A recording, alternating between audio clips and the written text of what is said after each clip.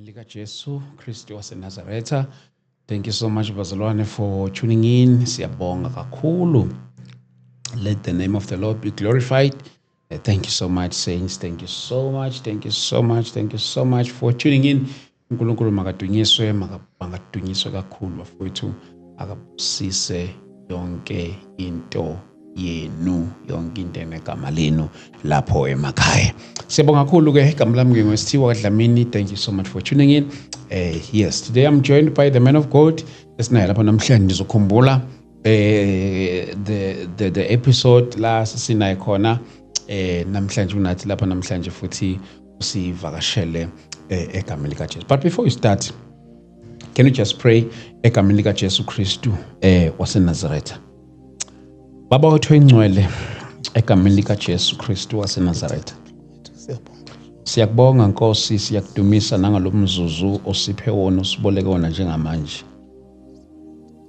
Siyathandaza moya weqiniso, uNkulunkulu uthi onamandla onke, egameni likaJesu Kristu waseNazaretha.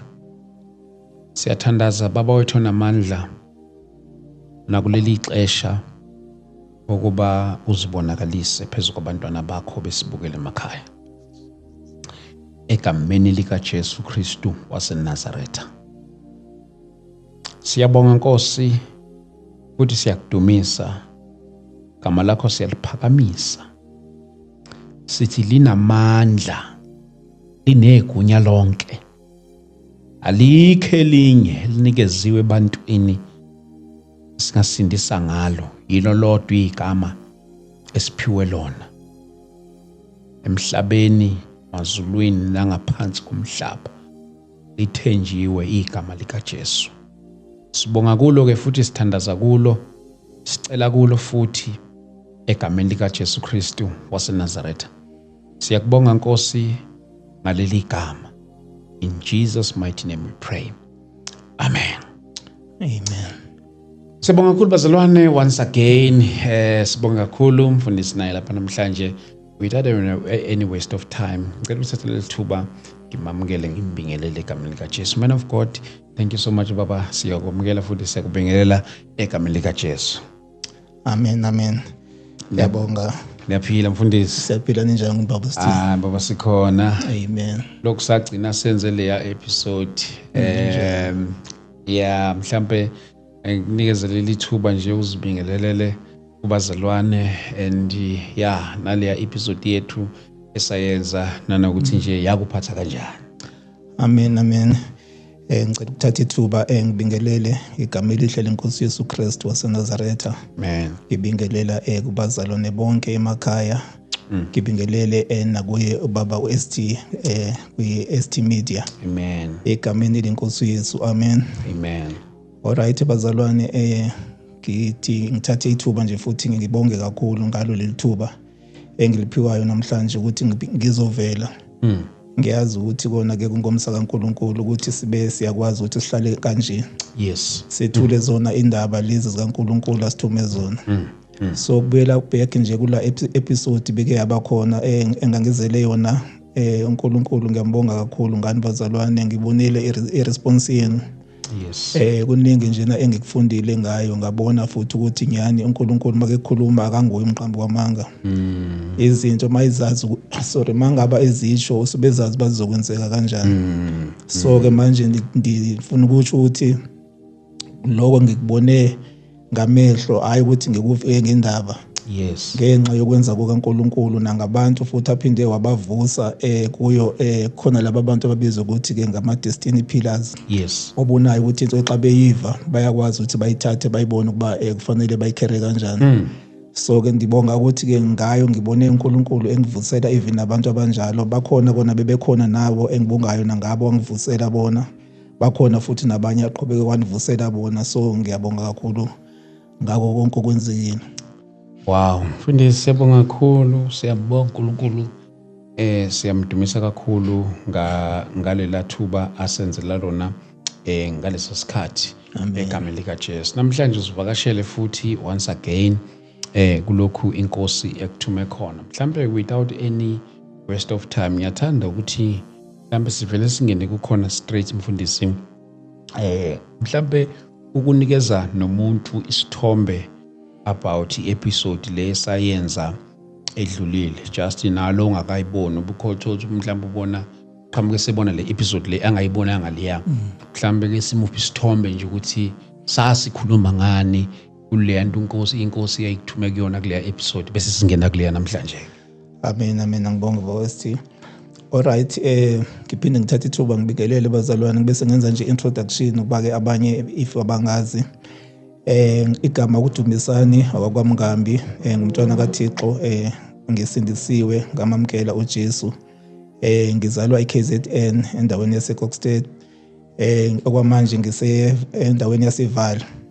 Amen. So ke bazalwane, kwi-episode edlulile ngangikhona kuso e-studio se-ST Media. La ngangizothula khona uNkulunkulu into awathi ke wayembula, ngathi encounter ayenzeka empilweni yami yokuthi ngithi ngihleli uNkulunkulu wavele angifikele esho ethi ububuthathu bakhe. Lapho ngayeva khona nami ngizizwa ukuthi angizizwa ngendlela like bengizazi ngayo. Ngasho ngaqala ngezwe even ama voice ekhuluma nami esho ukuthi bazile bazele kuzondazisa izinto ezingaziwa njengokusho kwevesi laphayana ku 1 Corinthians chapter 2 verse 10. Yes. Bazalwane, so wafika uNkulunkulu wangazisa izinto ezingaziwa ukuthi ezingazange zabonwa umuntu nezingazange zaviwa ndlebe yamuntu. Nami ngangiqala ukuva ezo zinto ngaleya day futhi ngakubona ngathi kwakuyona imanifestation ka chapter 14 verse 23 ka John. Apho khona ethi mangaba ulenza uligcina ilizwi lami ngikubona ngalonto ukuthi uyanithanda. Then mina noNkulunkulu ukusho uJesu mina noBaba sizofika sehle sizohlala kanye nawe. So ngangibona ukuthi lo manifestation.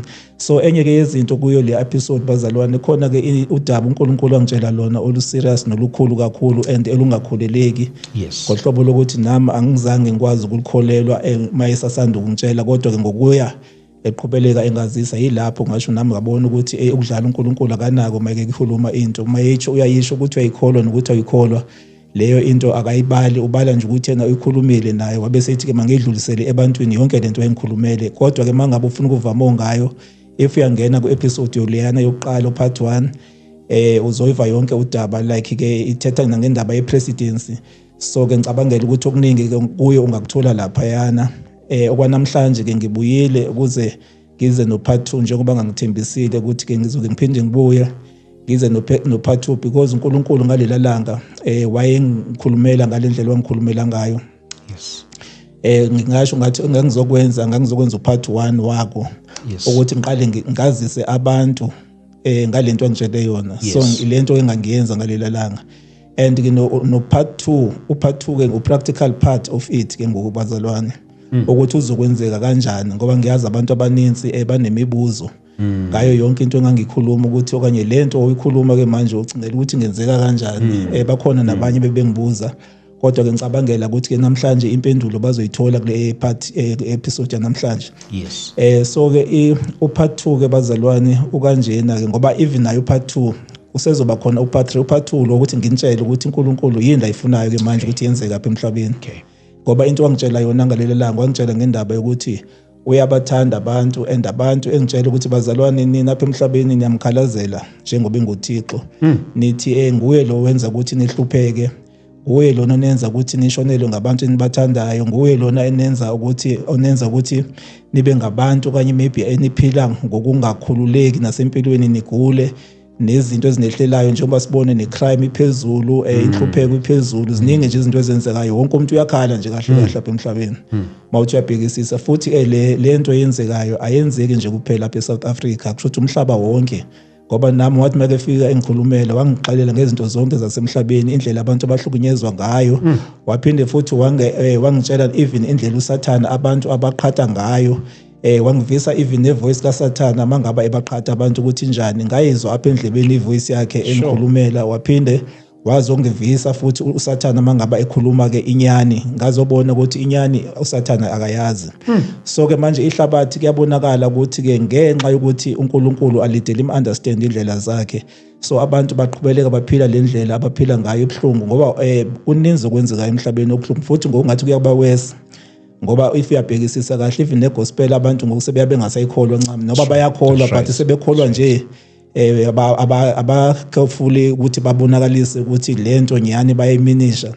So ke ngifuna ukusho ke namhlanje ukuthi ke ngize nezompendulo bazalwane ukuthi must understand indlela uNkulunkulu asithanda ngayo ukuthi usithandaphi futhi nathi ukuthi siyilahlaphi lento apha emhlabeni ngoba khona apha silahle khona kwasathina. If siyakwazi ukuthi sibuyele ngalendlela uNkulunkulu ayifuna ngayo yilapho sosho sibona ifruits ngoba yonke into bazalwane uThixo make idale nefruits zayo yabo. If wenza into ezi-right zikhona ifruits zokwenza into ezi-right. If wenza izinto ezi-wrong zikhona ifruits zokwenza into ezi-wrong.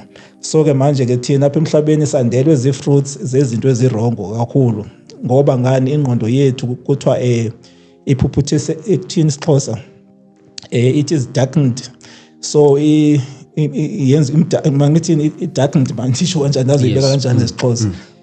So ke bazalwane sidinga ke ukuthi masiphume kwi-kingdom of darkness okanye kwi-domain of darkness bazalwane sibe ngabantu abakwaziyo ukuthi sibe ne-understanding yokuthi we are the light of the world. So kufanele siveze ukukhanya emhlabeni nathi singathi sithi sisekukhanyeni kanti asikwazi ukukhanya ukuthi kuminisha ukuthini phakathi kwethu. Alright ke mandingene kuyo ke indaba yanamhlanje bazalwane. Okay benzatheke kuzoba upart 2 lona and uNkulunkulu ke wathi make khuluma nami ekuthe masetheke ndibaxelela abantu ukuthi lento ifuna kanjani. Wabe sethi wasanaye mase ngaba sekebona ukuthi abantu sebeyi-understanda ke indaba ukuthi okanye seyayibona apha ebantwini beyi-applya ngalendlela ayifuna ngayo. Sebabona nabo ukuthi hayi abantu bayibambile lento ayifunayo. So ke manje yena enguThixo uza wathi washo wathi angeke kusaba yimina obatshelayo abantu ngayo yonke lento le angitshele yona. So kungabantu lapho bazobona khona ukuthi uThixo ngoko he is at work yebo. Sekusebenza yena akusekho semandleni wethu kakhulu. Sokunguye operator manje and wade wathi ukuthi iSouth Africa usezoyiblessa kodwa if eyibona lento iSouth Africa ngoba izoba lelizwe lokuqala apho bezobona abantu azoqala bone abantu benza into uThixo ayifunayo.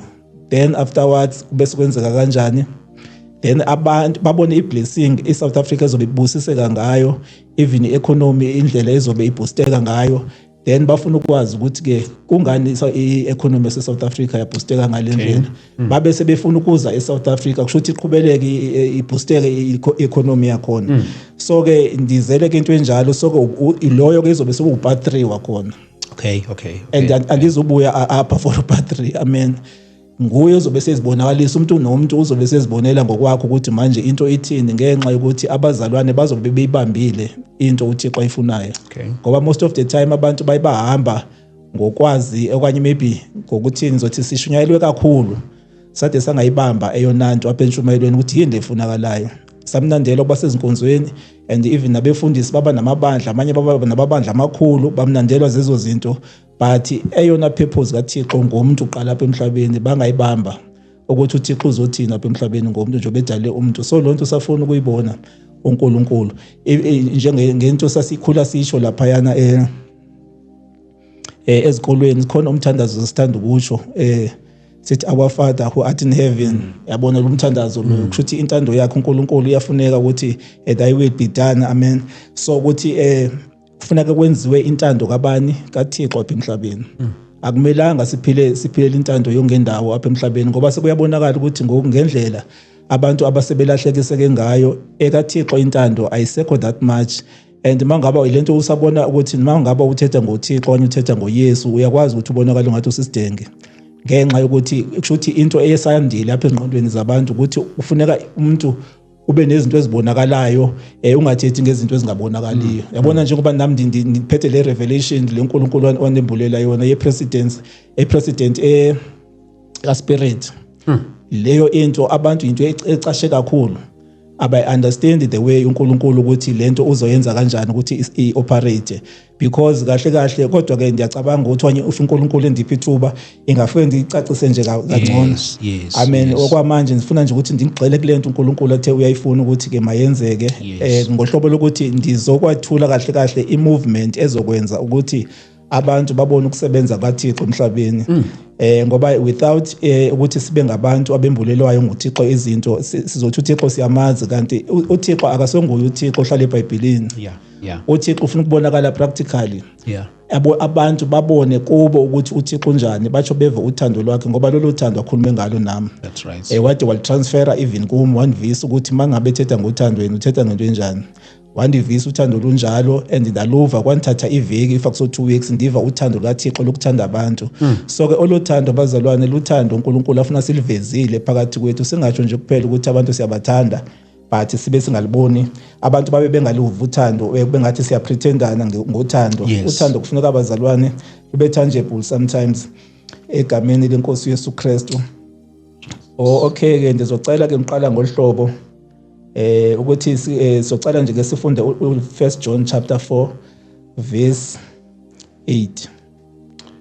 Oh, thank you Jesus. Thank you Jesus. 1 John 4 verse 8. 1 John chapter 4 verse 8. Bazona bami lapha emakhaya ngithanda ukuthi nibe namaBhayibheli enu nani lapho so that nizofunda kanye nathi. Chapter 4 verse 8. Yes. Ufundeka kanje na mina ngizofunda ngesizulu ke bazona emakhaya. Amen. Ufundeka kanje. Ongathandiyo akamazi uNkulunkulu ukuba uNkulunkulu uluthando. Amen. Siqale sibambe nje apho soqhubeka. Okay. Eva ongathandiyo akamazi uNkulunkulu ngoba ngani uNkulunkulu uluthando. Which means mawungenalo uthando lonto ikuveza ukuthi awumazi uNkulunkulu. Okusho kona ukuthi into ekuvezayo ukuthi uyamazi uNkulunkulu enye yezinto eziveza ukuthi uyamazi uNkulunkulu lulo uthando, which means akukho akubalulekanga ukuthi ke sithi sesikholwa but sibe sisafuniselwa ukuthi lo muntu lona ungathi uthando apha kuye into engabonakali. So uthando kusiphakathi kwethu singabazalwane akumelanga nje be into equestionable leyo ukuthi lo muntu uthini into yakhe. Alright ke singaqhubeleka. Okay. And then bese iqhubeka kanje na ke bazalwane, verse number 9. Uthando lukaNkulunkulu lwabonakaliswa kithi ngalokho ukuthi uNkulunkulu wathumela ezweni indodana yakhe ezelwe yodwa ukuba siphile ngayo. Amen. Amen. Nanso enye into ke uthando labonakaliswa ukuthi sithunyelelwe indodana yakhe ezelwe yodwa ukuthi ngayo siphile ngayo ne. Yes, siphile ngayo, siphile ngendodana esayithunyelelwa. Iyona ndlela esayibonakaliselwa leyo. Okusho kona futhi ukuthi uthando naye uNkulunkulu ukwazile ukusibonakalisela yena. Akasho nje kuphela ukuthi nathi masibonakalisa uthando abe yena engalibonakalisanga kwelakhe icala. Naye ulibonakalise ngeyakhe indodana. Okusho kona ukuthi kukhona into wayincama and ke endabeni yokuncama akumnandanga ukuncama into oyithandayo. Yabona khona manje if ngathi njengoba une studio kanjena uvele kufike umuntu nje athi khawuncamele esi studio yebo ngeke yehle manje. Yes.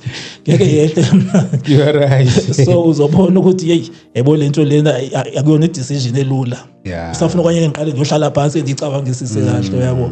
So ke ngoNkulunkulu akusho ukuthi ngokunika uYesu Kristu nje kwakhe apha ukuthi kwakumnandi. Ngoba kuthiwa unyana wakhe eva ngokugcina. Nyana wakhe kuphela kwakhe. But wabe siyanikezela ke ngaye ngoba ngani esithanda. Sho lonto leyo iaction naye awayenza.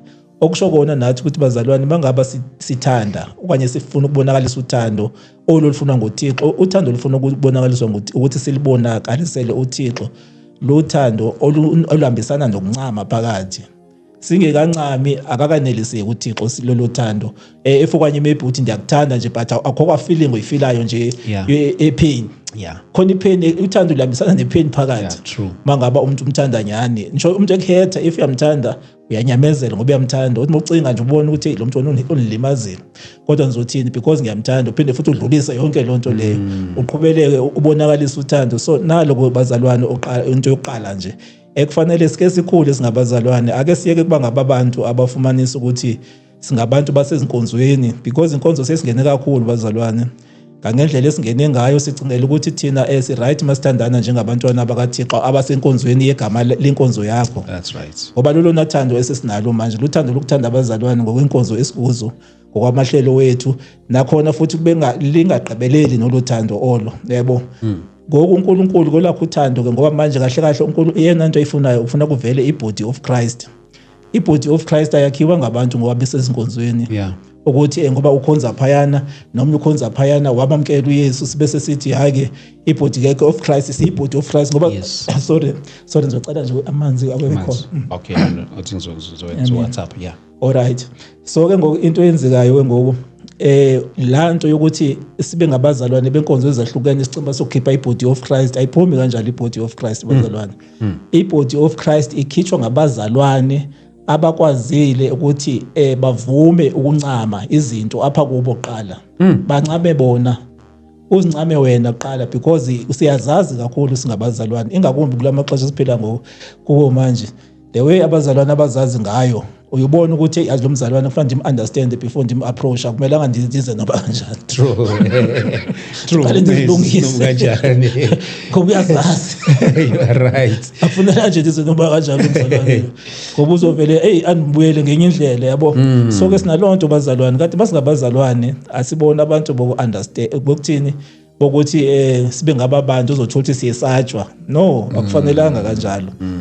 Kufanele even futhi nabantu if bafuna ukudlalela ukuthi ba right ngoba kangani kuzofunwa le character efunwayo ezofitha kwibody of Christ.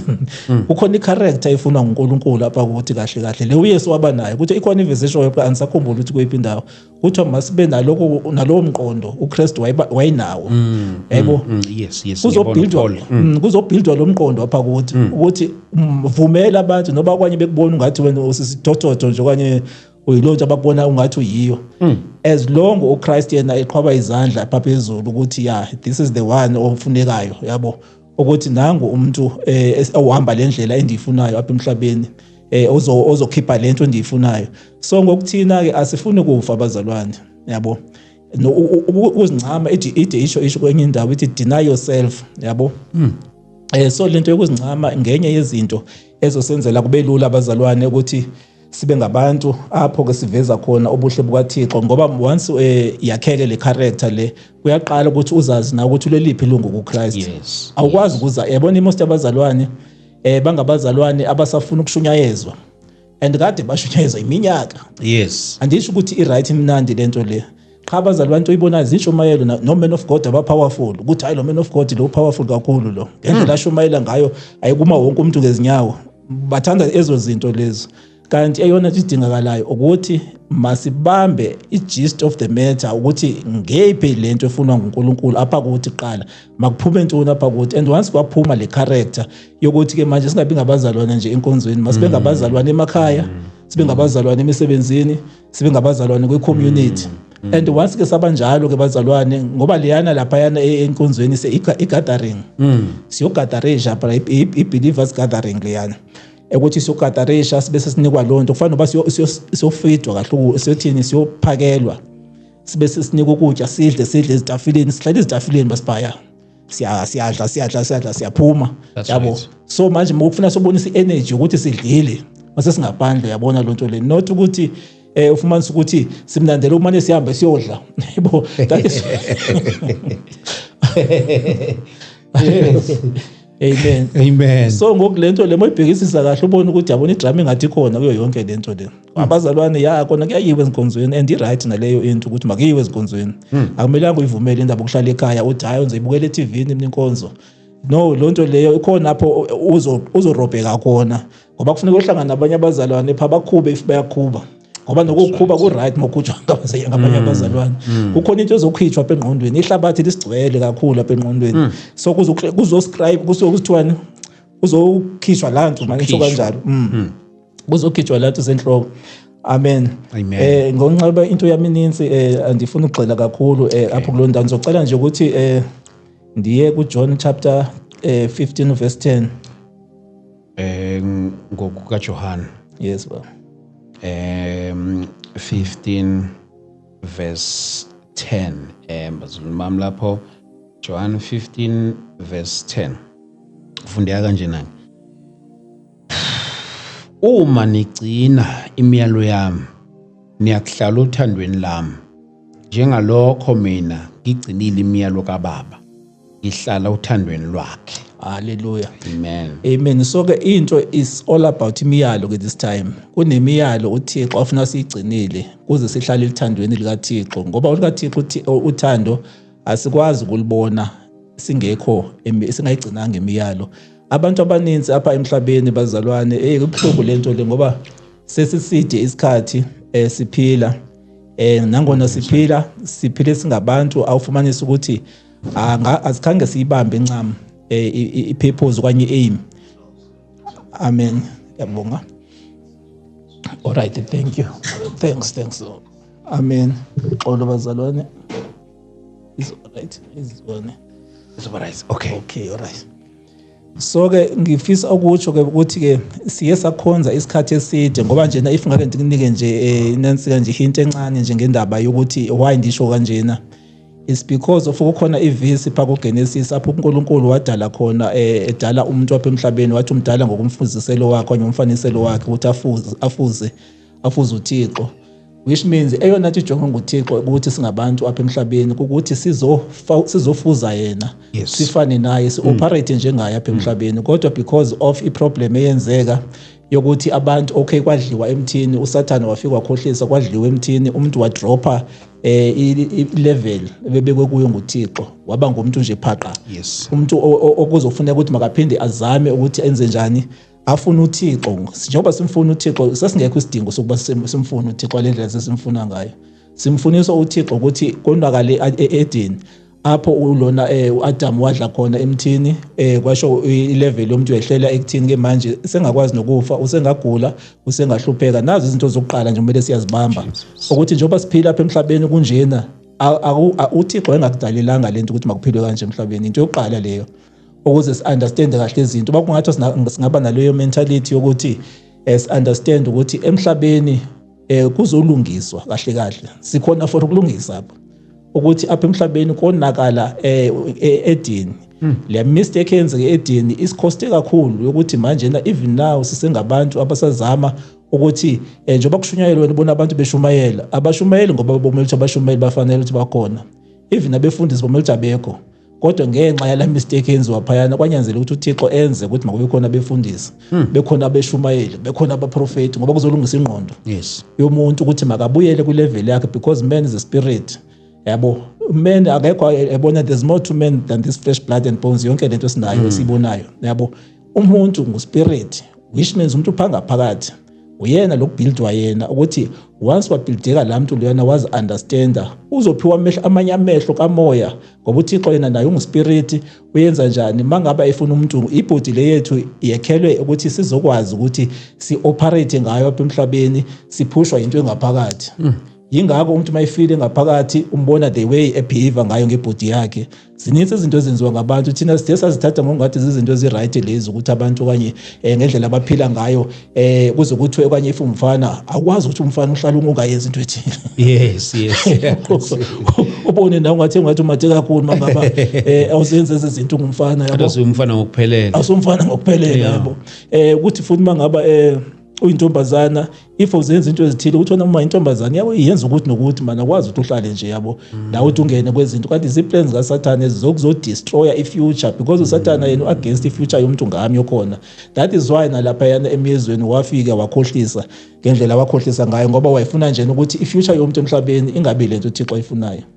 So ke manje ke into ilapho ke bazalwane yokuthi siphila nje emhlabeni, siphila apho konakala khona. Kodwa iproblem neniphatha kabuhlungu wena baba ST ile ukuthi ekudala lishunyayela ivangeli but ayide imbuleke lento efuna nguNkulunkulu ebantwini. Like ngendlela ekuseshunyayelwe ngayo ivangeli ubona abantu bethini bedropa instead. Exasha kumele ukuthi ingona silapho siba serious khona lapha abantu bedropa, yabo. Ngohlobo lokuthi uyabona ukuthi abantu ngendlela abangayi-understand ngayo gospel kulento bengenda yichaza ukuthi sithatha ngathi into yasecaweni. It's all about ukhonza, yabo, ukuthi ushunyayelwe ngoYesu. Mase ushunyayelwe ngoYesu kufanele uye ezulwini, yayibona lonto. Sishume thina siphilela ukuthi uYesu makabuya asithathe esiyezulwini. Kanti uThixo yena kuyona ipurpose yakhe ukuzisa thina lana ukuthi masize emhlabeni sizoshunyayezwa sibe sesihamba siyezulwini. Ipurpose kaNkulunkulu kwawukuthi umuntu makazobusa umhlaba. yona ipurpose yayo Jehova ukuthi apha sizele ukuzobusa kodwa manje into uyabona ukuthi manje zenze njani ezitwistekile azisahambi ngendlela. Umuntu uyabuswa zizinto zasemhlabeni. Sibona abantu bebuswa into eninzi nje, kuninzi abanye babuswa inyama yabo, abanye babuswa zinhlupheko, abanye babuswa bubutsheba abanabo, abanye babuswa imfundo, abanye babuswa imali, abanye zininzi izinto ezibabusayo nezigulo ziyabusa izinto apha emhlabeni. And wonke umuntu uyafuna ukwazi ukuthi ngubani ozosinqobela le mpilo. And ke nansi ke bazalwane enithanda nje ukuthi ke ngindazise yona ngayo niselapho nje kuleyo indaba. Ukuthi ke bazalwane yayibona lena iproblem elapha emhlabeni abantu bonke umhlaba wonke ojongene nayo. And futhi nawe kumele ukuthi uzibuze why uThixo athi uyasithanda kodwa emhlabeni kubenzima kangaka, emhlabeni kugulwe kanjena, emhlabeni kufiwe kanjena, emhlabeni abantu bahlupheke kangaka. Ngoba zininzi bazalwane into ezisihluphayo apha emhlabeni sibhlungu hayi kancane, njengoba wayetsho uNkulunkulu washo kahle lapha kumo wathi ubhlungu ngendlela abantu abamthatha ngayo ngoba bacingela ukuthi nguye lo wenza izinto, yebo, ukuthi makubenje. Namhlanje ke ndifuna ukuzukunika ke answer yokuthi why kuba njalo. I-answer ke ilena bazalwane yokuthi iproblem yethu ukuthi asikholwa lelizwi likaThixo. uThixo yonke into yakhe iselizwini lakhe. Once ilizwi likaThixo uthini ulamkele empilweni yakho ukuthi mali kuthini mali kubuse, lizokuvezela i-answers zonke, likuvezele even i-future yakho. Awukwazi ukuthi uyogaxeleka ezintweni kanti uThixo akakhangathethe. Zonke i-problems esibhekene nabantu basemhlabeni ukuthi abakhange bafuna ukumamela uThixo. So that is why emhlabeni kunjena. So if abantu ingakho ethi if abantu ababizwa ngegama lami bezithoba, mina ndinguThixo ndizokwehla ndithini, uthi enze njani? Uma abantu bezithoba bebizwa ngegama lami bezithoba befuna ubuso bami, mina ngizokwehla sezulu ngithethelele isono sabo. Thethelele isono sabo, yeva. So ke iproblem abantu abafuni ukuzithoba ngoba lento lena ihambisana nokuzithoba njengoba ngendasho ndathi kufuneka nokuzincama. Yabo ukhakuzincame uzobona uThixo uma engenelela. uThixo ngesikhathi thina singafuni ukuzincama naye uyazithulela uNkulunkulu ngoba naye uzibekela ama principles ukuthi okay mina ndithethile, njengoba ethethile ayikho into ezoyichintsha. Malikhiphile nje igama ukuthi kufanele kube nje njengoba itsho le ndawo lana intando yami yenziwe emhlabeni njengoba isenziwe emazulwini. Ayikakajiki lonto leyo. Usayifuna lonto ukuyibona isenziwe intando yakhe apha emhlabeni. So if ke thina singathi siyi South Africa ke sibe ngabantu abakwaziyo ukuthi sike sifunde ukuthi bazalwane ngeke masike siyekeni ukufana namazwe wonke. Amazwe wonke akamthanda uThixo. Amazwe wonke afuna ukuziphilela ngendlela ejabulisa inyama ngoba apha emhlabeni yona iphilelwa kakhulu inyama. To be honest, ukuthi abantu bathanda injabulo, bathanda ukuthi beve kamnandi noba yini ezobavisa kamnandi enyameni, ibhodi yabo. Yona into bahambisana kakhulu nayo leyo. And if uzokhuluma ngento ozobancisha ubumnandi ukuthi umzimba wabuve kamnandi, hayi bakuthatha ngenye indlela bangakudlana ngamazinyo. Ngendlela yokuthi abayibelieve into ezokwenza nje ukuthi inyama yabo ingevi kamnandi. Babona ungathi wena mawungabe ukhuluma kanjalo ngumuntu ohubayo. Okanye singayifunda nje nevesi apha ichaza khona into efana naleyo phayana ithini lenze uJude chapter 1 verse 10. Jude 1 verse 10. Yes. Okay, funda kanje ke bazalwane bamakhaya. Kepha laba bayahlambalaza konke abangakwaziyo nalokho abakwaziyo ngemvelo njengezidalo ezingenangqondo babhubha ngakho. Ayiva ipiyamba khona. Zonke izinto abangazaziyo bazihlambalaza. And ke lento yenza ukuthi bangazazi izinto zikaThixo ilanto yenzeka pha emyezweni. Ukonakala kwasemyezweni ukuthi umuntu adle imthini kwamosha yonke into. Kwenza abantu bangam-understand uThixo. Mawuthetha ngoThixo uthetha ngento nje foreign kubo abangayi-understand nje, yabona ubona ungathi into lena yabona nje engazusisa ndawo. So that is why lapha emhlabeni sifacana nama-problems amangaka ngoba if abantu bangake baqale bazi ukuthi okay ake sehleni sizehliseni okanye masike senze njani, sike sizincameni, sike sifune nathi ke ngexesha yazi lento lena ibuhlungu kanjani ngohlobo lokuthi apha emhlabeni abekho abantu abafuna uku-experience ukuhamba noThixo besaphila. Bacingela ukuthi bayoyibona ngoko lonto sebefika ngale ukuthi lo Thixo okuthethwa ngaye abanye bacela bazombona zathi noma bazombona mazingale noba into izothini.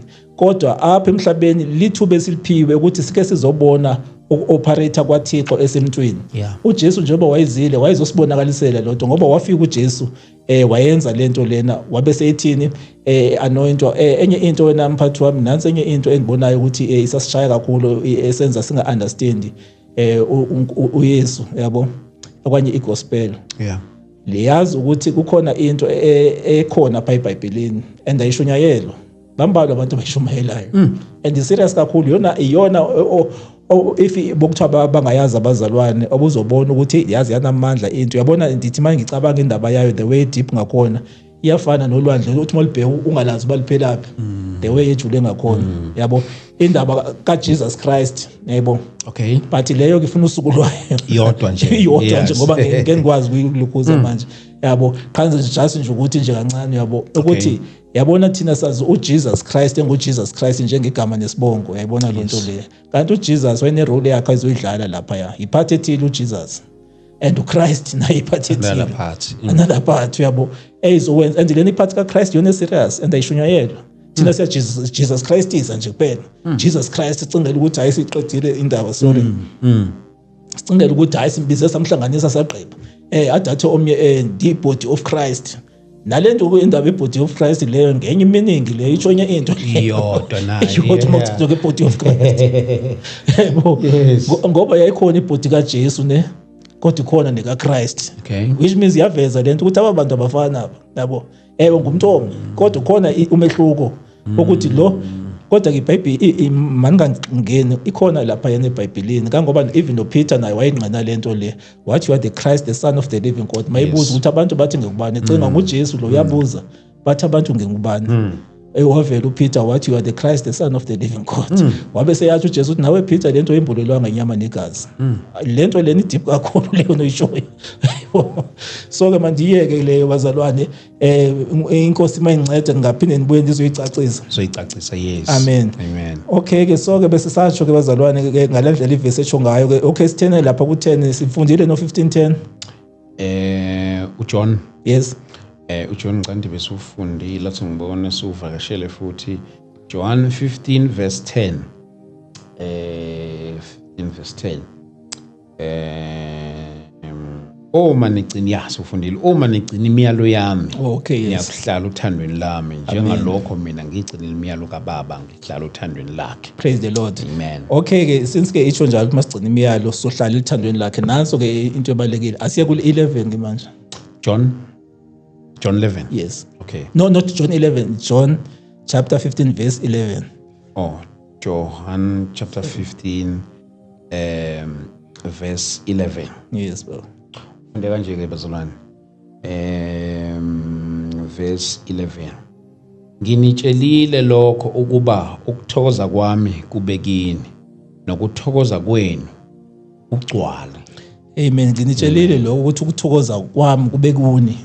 Yayibona lento lena kusho ukuthi kunokuthokoza uNkulunkulu abefuna uba uyakubona apha kuthi yabo nokuthi futhi ukuthokoza kwethu kugcwale kodwa manje thina asithokozanga lemhlabeni yabo siyakhala zininzi izinto esizikhalelayo kuNkulunkulu siyafuna ukuthi inkosi senzeni erongo siyakwazi ukumbuza uNkulunkulu basenzeni erongo sixelele ba nansi into erongo yenziwa but singafuni uguquka nayi problem. And lo nto siyaqhubeleka abazalwane noNkulunkulu yena umsulwa because ngani uYesu weze emhlabeni ezolungisa ezo zinto wayezoba isolution ngoba wabona uYesu ukuthi ngesimele indaba la emhlabeni ifakeza apha emhlabeni uSathane ukhohlakele kakhulu and once uSathane wabusa apha emhlabeni abantu bazophila kabuhlungu and masibheka abantu sebebuswa uSathane most of the time manje abantu abasamfuna uThixo abamthandi bafuna ukuzenzela ngezabo indlela and abanye bade bathathe ithemba balibeka ku government ungathi ugovernment uzozana ama solutions kanti no government naye ngabantu naye umuntu government kwasanaye yebo and naye futhi uyamdinga uThixo kwasanaye ukuze azokwembulekela ukuphatha abantu bakaThixo so that yonke lento lena izokwazi ukuthi ke manje uintervene uNkulunkulu kumeko yasemhlabeni ungasingazenzeli ngengqondo yethu ngoba ingqondo lethu ngathi kanjani i-short ngathi short sighted maybe if ngayibeka kulohlobo I don't know yabo si ifinye ithini ayinayo la nto leyana ukuthi ibone into ezingapha ithi see beyond the physical yabo kufuneka qala into uqala uyibone ngelihlo lenyama ukuze uyikholwe yabo kanti uNkulunkulu yena wenza kanjani uyakwazi ukuthi into ungekayiboni mangaba imiyalo yakhe ihlala kuye akwembulela izinto ezingekabonakali njengalinda ikhuluma. Ndiyayazi lonto le abantu ba-questionable kakhulu ngoba baqala into ezibonakalayo abangendlela abayijwayele ngayo. Njengoba isisho lena iBhayibheli ubuyifunda ithi izinto abenze njani abangazaziyo bayazithuka. Yabo. So-ke abanjalo abantu behlabathi bona izinto abangazaziyo nje babona into abafuni nje babe becinga kakhulu nje bavele bakhipha inhlambi if bafuna ukhipha inhlambi bathethe lonto abafuna ukuyikhuluma. Kodwa ufumanisa ukuthi noma beyikhipha lo nhlamba yabo but still lento ngeke ijikwe inhlamba yabo. uNkulunkulu manje ithithile into ikhulumile nje akhathaliseke ukuthi umuntu uthini noma uyithanda noma uyithandi inyanzelekile ukuthi uvele uyikholwe qha. Okay ke so-ke lena benifuna ukuyiveza ke le ndaba yokuthi nanso into ithi ukuthokoza kwethu kugcwale. So mangaba sikwazi ukuthi sivumele uThixo ngalendlela esho ngayo ukuthi ngemiyalo yakhe ukuthi ukuthokoza kwethu kuzokwenzeka. And ke njengoba ngenda ichaza ndathi ke nendaba yakho ukuthi ke sikwazi ukuzincama ngoba lonto ifuna uqala sizincame. Khona abantu abangafuni ukuzincamela uYesu uqala abafuni ukuzincama. Yabo bayazazi kakhulu ukuthi no ndikavele njengokwamkela uYesu ngaba ndiyazehlisa. Kama ndisehlisa kakhulu sendaziwa kangaka even nathi njengoba sikhuluma ngayo uYesu sake safacana nento ezinjalo ukuthi ubone ukuthi ngikhumbula ngoba ngendlela wayesengifuna ngayo uYesu ukuthi ngisindiswe ngangibalekela ngeyona ndlela ngibalekela ngimangala but ngazomangazwa indaba yokuthi manje yonke indawo endifika kuyo umuntu ovela ngixelela into enye manje ufika ngapho ngixelela lento eyi1 naze ndabona ukuthi mahlale nami manje ke ndenze introspection. Lapho endaze ndabuza ukuthi awunkosi utheni ungakendaze ngacela ukuthi uthena ungakhetha ubani nobani ngoba mina safuna uziphilela lempilo. Yebo kanti lapho andiboni manje ndizoncedwa qha ndibone kumnyama engqondweni yebo. So uNkulunkulu ke waya endembulela ngokungena kuwe ndabona ukuthi hayi manje ndincame lempilo yami endiyithandayo ngondiyithanda ndinjalo and nabangani kakhulu. Kodwa ndabona ukuthi ngeke nabangane labe ndinabo abazondisa ndawo ngohlobo lokuthi nikhumbula ukuthi ngisasanda ukukholwa ngake ndiye khona enkonzweni ekushunyayela enkonzweni ngisasanda ukwamamkela uYesu endiva ukuthi lento eshunyayelwayo ikhona lento ekhaya apha ngaphakathi endiva kamnandi nje because phela njengoba kuthiwa man is a spirit kusho ukuthi ispirit sona siyayiva lento ethethwayo yabo. Ingqondo ngenyama yona iphinde yona iphikisane nayo. So ndizothi ke manje ndiye enkonzweni ke bangiphuma enkonzweni ngibele banganini but ndazonothisa into eyi1 ukuthi yazi mangaba ndisenkonzweni ikhona lento endiyibonayo ngathi nefuture imnandi nje yayibo but mase ngisebanganini iyaphuma lento ibona lento kungenele abangani yabo. So ndabona ngeke kufuna ngeke ngidecide ukuthi manje ndichoose abapha abantu phakathi kwalezo ezimbili ndichoose abangani or ndichoose inkonzo yabo.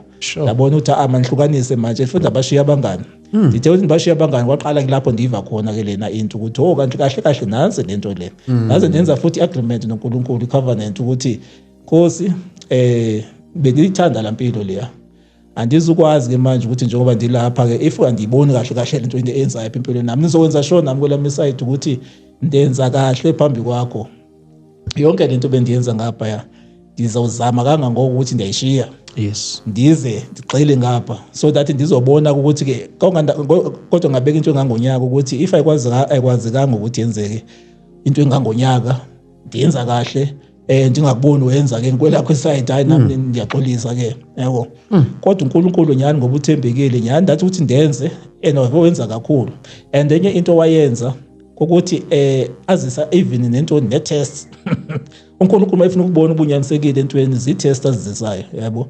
Itest engahlangabezana nazo kwasho ukuthi ngoba ndinalisa sivumelwano enisenzile ndabona ukuthi hayi ngeke ngikwazi ukukhwitha ngoba yenye iproblem le abantu abayenzayo. Abantu bathi mabengaba sebengenile mangiqhamuka itest ezotest ukuthi nyani lento ungenile kuyo nyani indaba yokuthi manje useyakholwa vele abona itest ababazi itest kakhulu abona ukuthi hayi nandiyishiya lento kanti akazi ukuthi le test ibifuna umbeka kwelinye level njengalapha esikolweni phela uqala wenza igrade ethile after uyipasile ngeke uye kwenye ungaqala umhlangano test nokuqala uyipase le test uthatha ubekwe kwenye and uyipase naleyo itest uphinde futhi ubekwe kwenye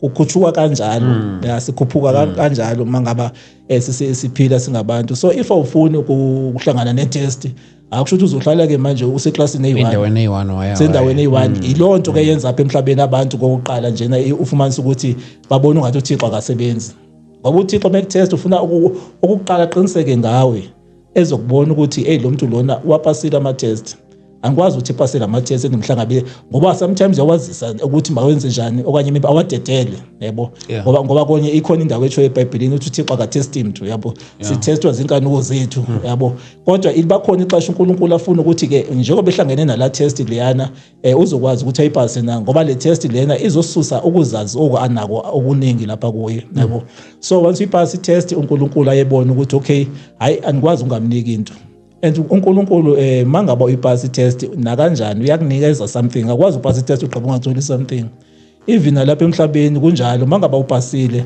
uyakwazi ukuthi manje usiwe kwenye iklasi ube sokuthiwa ke manje sometimes ude uyograde yabo and ugradeni kwakho lonto le izokunikeza even certificates ukuthi ungafumana nomsebenzi okusezingeni eliphezulu ngenxa yokuthi khona ama-test odlule kuwo yebo so ilife injalo ke uNkulunkulu imizekelo le alright ke masidlule ungathi ndikhona apha ndifuna ukuphuthuma khona qha ngoba ndibona ungathi okay nezi zinto zimana ukuvela okay then ke sizothi ke manje okay ngicela nje kubazalwane ningixolele eyona nto bengithe ngizoza ngayo namhlanje ukuthi ke benzama nje uchaza naliyana ngoba lento is all about uthando lukaThixo bazalwane afunayo ukuthi masulazi uthando lwakhe silazi nolethu uthando okanye silibonakalise nelethu uthando kuye silibonakalise futhi nakwabanye abantu ufuna uqale nje ngifundele nje uJohn 15 verse 17 ke sizobe sesiyaqhubeka ke sidingene kwindaba yele movement engikhuluma ngayo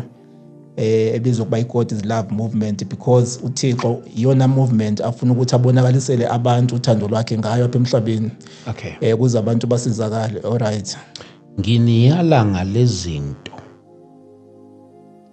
nginiyala ngalezo zinto ukuze nithandane 17 verse 18 uma izwe linizonda niyazi ukuthi la ngizonda mina ngaphambi kwenu amen okay bengifuna nje just la 17 ukuthi nginiyala ngalezo zinto ukuthi nithandane yabo into efunakalayo apha ukuthi masithandane ezinye zezinto siyayalwa ngazo kodwa yona ifunwayo kakhulu ukuthi sithandane ngoba once sathandana ilapho uThixo azovela khona njengoba ithilo la ka1 John chapter 4 verse 8 ethe uThixo uluthando sorry uThixo uzobonakala ngothando esinalo uthi abantu banoThixo apha ngoba ezinye zezinto esizozenza zizoveza uthando nakwabanye abantu abebebona ngathi bahlelelekile akanye maybe besebezibona ngathi bona akusekho umuntu obathandayo once thina saqala saliveza uthando lukaThixo ebantwini silokubonakala siba siyathandana batsho babone ukuthi uThixo uluthando yingakho ke le movement engizoyichaza manje ithi ke God is Love movement so that abantu uthando balibone practically singabi ngabantu abakhuluma ngalo and nakhona kulento yoluthando engikhuluma ngayo if umuntu usengumuntu osacawa ngoba khona abantu othola bayacawa and abantu abacawayo ngabantu abathanda into zecawa zabo yabo nemfundiso zecawa zabo but sibe singayiboni thina ipractically lento yokuthi njengoba becawa kanjena izenzo ke manje zithini ngalento ayifundiswayo yabo kuthi masibe ngabafundi bakaJesu yabo simfuze uJesu so lonto leyo izokwazi ke manje ukuthi iveze lena engikhuluma ngayo abantu asebembazi abesenalo uthando abamaziyo uThixo ukuthi bayamazi ngenxa yothando abazobe belibonakalisela nabanye abantu not ngoba benzela i-movement but benza ngoba benza into efunwa nguThixo emhlabeni lena into nje into yokuthi izonikeza i-platform yokuthi abantu maba-understand and ngimangithi ngiyibheka kahle futhi le ndlela uNkulunkulu ezenayo andembulele ngayo ukuthi izawutsho yenze abantu bakhule eluthandweni bakhule nasekwazini uThixo and futhi bakhule even nasezibabalweni abanazo ngoba abantu baphiwe and abanye izibabalo zabo zisacatshile but ke i-movement lena ke manje ngoba inento ezininzi indlela ezokwenza ngayo ozofumanisa ukuthi abantu abaninzi bazosho bavele nabantu besingabazi ukuthi kanti baphiwe kangaka and futhi nabanye abantu ofumanisa ukuthi nabo bese becinga ukuthi okanye maybe uThixo zanga kabathanda ngenxa ye-background abasuka kuzo kodwa kutsho kuvele ukuthi kanti no i-problem bokukhona ungaboni okanye maybe uba blind minded maybe if ngatsho kanjalo yabo so kuzokwazeka ukuthi kukhilwe izinto ngoba manje lixesha lokuthi kuzovezwa imfihlakalo kaNkulunkulu ngayo indaba yesalvation because njengoba ngitshelile ngoJesus noChrist Yeah. sisezoveza le ndaba kaChrist nawo la sifuna ukuya khona. Okay. uJesu abantu sebemtshela kakhulu sebeyamazi uJesu abantu that's why sebemdelela nokudelela bemenza into okudlalisa kangangoba even namakhola most of them yabona angesho ukuthi ngiyawajaja. Yes. Akhona enza kahle akhona angenzi kahle Yes. yabo abantu bayibakhala ukuthi wathi sindisiwe kwathini kwathi yabo so ke ezo zinto zibangelwa yini ukuthi abantu bazi kakhulu ngoJesu Okay. abamazi uChrist uChrist. bafundiswe ngoJesu.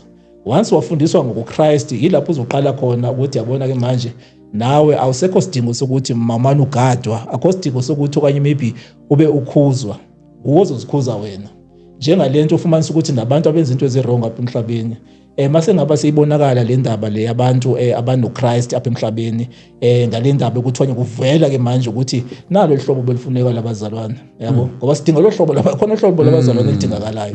Ithi yathi incwadi kaRomans chapter 8 verse 19 lapha yana uthi ke indalo nayo iyakhala ilindele kwembulwa konyana bakaThixo yabo. So once kwavela lo hlobo yilapho ke manje abantu bazosho baqale babone nabo abanye bazomthanda uThixo noma bengamshunyayezwanga Yeah.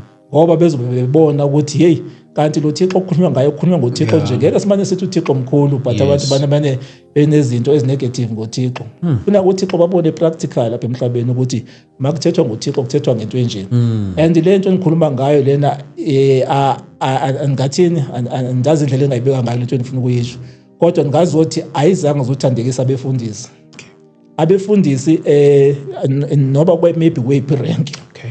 noba kuyiphi rank manje nguThixo kufuna evele not abefundisi kakhulu ngoba ngani into ebalulekile ile yokuthi ke manje abantu bazi ipurpose yokuthi uThixo badaleleni and futhi uThixo uYesu makebuya azi ukuthi abafumana abantu afumene ukuthi abafumane and okubhlungu ngayo lento njengoba ethi uThixo uyabathanda abantu akafuni ukuthi abantu baye esogweni nanso enye into ngoba if abantu abade bayinikwe le gospel efunakalayo ncam kaKristu yeva ngithetha igospel kaKristu ngiyayibona kaJesus angi-undermine powerful kakhulu naye umkhulu umehluko wenzile kodwa kufuneka le gospel kaKristu ezothi vele abanye abantu bazibize nangokuthi izithini into silibandla likaKristu. Yes. Kodwa mawuthi uyabheka abantu abama-understand uKristu ukuthi uthi ukuthini babethi balibandla likaKristu basho balibandla likaJesus Christ yebo so zezo zinto ufumanisa ukuthi kusho ukuthi kusekhona into safihlakele kahle kahle engeke embuleki esizidinga ukwembula kangoba ndiyafisa ke ngifike ndizoyicacisa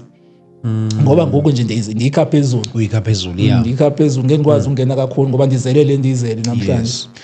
So ke ndifuna ke ukuthi into enjalo ukuthi ke i-movement ke izonceda abantu abaninzi ukuthi ke basho ba-understand kodwa ke nakhona ngenxa yabantu abavumayo ukukhula apha enkosini ngoba lento idinga abantu not abantwana yabo umntwana uzobukhuluma yonke into lothanda ukuyikhuluma kodwa manje mangaba usukhulile uzobona ukuthi nasi into efunekayo ukuthi lento because kahle kahle mawubhekisisa kahle uYesu uthe kuba wayeze lapha emhlabeni ukuthi kuzogcwala amabandla yabo gcwala amabandla maninzi but lento efunakalayo siyibona yabo.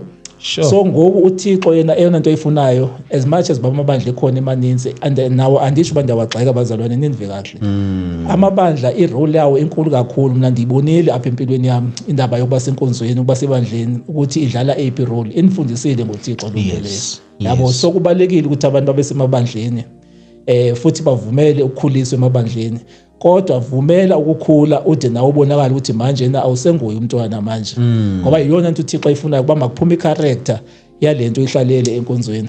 Amen. Okay ke ngizocela nje nasiphuthumele ke siye lapha yana. Okay uNkulunkulu wathi ke mangaba ekhuluma nami ke bazalwane manje uzocacisa le ndaba ye movement and njengoba ngendatsho ke mphathi ndiyacabanga ukuthi ndivile before singena apha ndithi ndiyabulela ukuthi kunosuku besilibekile apha sithi sohlangana but zilangaphumelela so ndiyayibonga kakhulu ngibonge kakhulu nangayo lonto le ngoba phela ezikaNkulunkulu izinto zenzeka ngendlela yazo mangabe ungumuntu obona ngeliso likamoya khona into uyibona ukuthi hey yangenzeka bendifuna kanje kodwa uNkulunkulu abese kwembulela ukuthi ireason yalena ungenzeki nanzi ya. So ndibonge kakhulu lonto le ngoba kunezinto bendizoza apha kanti ngizozishiya emva kanti uNkulunkulu uyazidinga ukuthi abantu bazive so uyawandembulela ke kahle wandiza kahle nazo izinto bamanje zozikhuluma ebantwini njengoba namhlanje ke ndizozithulula ke bazalwane egameni leNkosi uYesu. Ngizocela ke ukuthi ke siye kwincwadi kaIsaiah chapter 57 verse 14. Kodwa before siye kuyo ke lo ncwadi leyo ngizocela nje ucacisa lento ngale ncwadi bazalwane ukuthi uNkulunkulu ngalamini wayifikile kum njengoba nifikile kule njengoba ngichaza pha episode yokuqala. uNkulunkulu wathi segqibela ukukhulumela yonke into wayentshela yona wabe seyithini wathi manje ngizofunda le ncwadi kaIsaiah 57 uverse 14 and into enhlekisayo ngayo yona mphathi SD indaba yakhumbula khona ngoba ndilana nawe ngalalelanga that day. Yes. that day uyazi ukuthi le ncwadi bongona ndiyimbulekelwa after ndisuka apha Serious. I'm telling you ngibona ndizoyiva utho uNkulunkulu bethetha into enjena kanti bengayiva lonke ixesha and bende ndisho nami ndithi awu inkosi waye ezondembulela ivesi engayiva kangaka yabona bengeke kafana ndembule khona amavesi enimefunda ubone at least le Yeah. uthi yabona wanike lena iyona enibonayo ukuthi abenza uhamba into kodwa manje wazoyimbula kahle kahle ukuthi no eyona nto ayifunayo because kwayifunde kwayiqala uyifunde iqala apha nje ku14 iqala before space yaqhuma Hlelani nilungisa indlela. Nisuse isikhubekise endleleni yabantu bami. Praise the Lord. Hallelujah. Yeva ke lena indaba ithini? Ithi hlelani, let us prepare bazalwane. Sisuse isikhubekiso endleleni yabantu bami. Kusho uNkulunkulu. Futhi manje into ayifunayo ke ngokuthixo njengoba echilo wathi uzonlinda abone ukuthi yenzeka nalento apha emhlabeni. Yabo once iqale ibona ethetha ngako ukuhleleka.